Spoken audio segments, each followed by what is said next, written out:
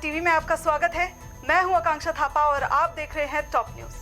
आज के इस न्यूज बुलेटिन में नजर डालेंगे देश और दुनिया से जुड़ी बड़ी खबरों पर, साथ ही बात करेंगे राज्य और खेल जगत से जुड़ी बड़ी खबरों के बारे में। तो चलिए शुरू करते हैं आज के टॉप न्यूज। उत्तर कोरिया ने अमेरिका के राष्ट्रपति जो बाइडेन के प्रशासन पर पहली बार निशाना साधते हुए अमेरिका और दक्षिण कोरिया के सैन्य अभ्यास की निंदा की है। उत्तर कोरियाई नेता किम जोंग उन की बहन किम यो जोंग ने अमेरिका को आगाह किया है कि यदि अगले 4 साल तक रात में उन्हें आराम की नींद देनी है तो उकसावे जैसा कोई काम न करें। अमेरिका के विदेश मंत्री एंटनी ब्लिंकन और रक्षा मंत्री लॉयड ऑस्टिन इस सप्ताह दक्षिण कोरिया के दौरे पर जाने वाले हैं। भारत का दौरा करेंगे ब्रिटेन के प्रधानमंत्री बोरिस जॉनसन। प्रधानमंत्री बोरिस जॉनसन के कार्यालय ने सोमवार को इस बात की जानकारी दी है।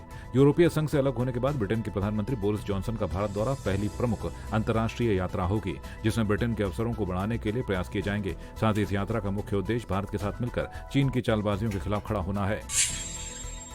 भारतीय रेलवे के निजीकरण और उसे निजी हाथों में सौंपने को लेकर लगातार भारतीय रेलवे पर सवाल खड़े होते हैं। मंगलवार को रेल मंत्री पीयूष गोयल ने लोकसभा में स्पष्ट कर दिया कि रेलवे भारत की संपत्ति है। उन्होंने कहा कि यात्रियों को अच्छी सुविधाओं के साथ रेलवे के जरिए देश की अर्थव्यवस्था को मजबूती मिले।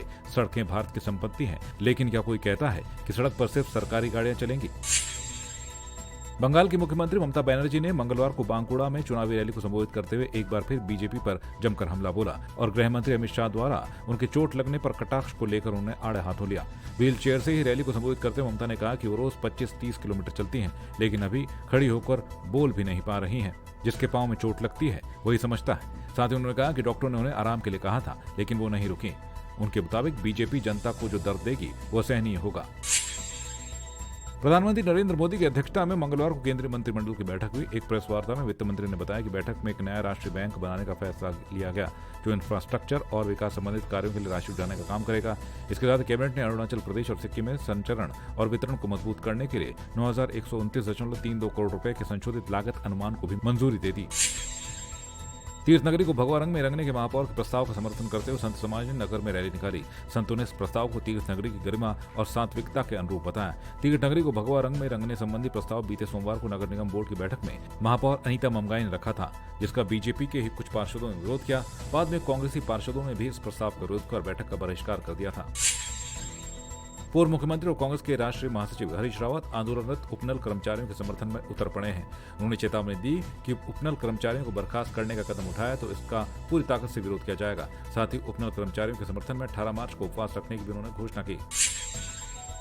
उत्तराखंड में हर साल की तरह फायर सीजन इस साल भी 15 फरवरी से शुरू हो चुका है, जिसके चलते वन महकमा किसी भी प्रकार की वनाग्नि से होने वाली अनहोनी के लिए पूरी तरह से तैयार है।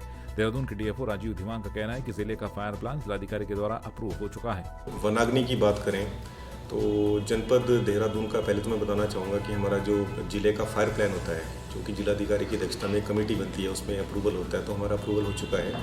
नंबर 2, जो फायर को लेकर हमारी 2 तरह की तैयारियां रहती हैं। तो हमारे जो प्रोटेक्टिव मेजर्स रहते हैं जो हमें फायर सीजन से पहले लेने होते हैं, जैसे जिसमें हमारी गोष्ठियाँ रहती हैं, फायर लाइनों की साफ सफाई रहती है, या कंट्रोल बर्निंग के कार्य रहते हैं, वो हमारे लगभग सारे हमारे पूर्ण हो चुके हैं।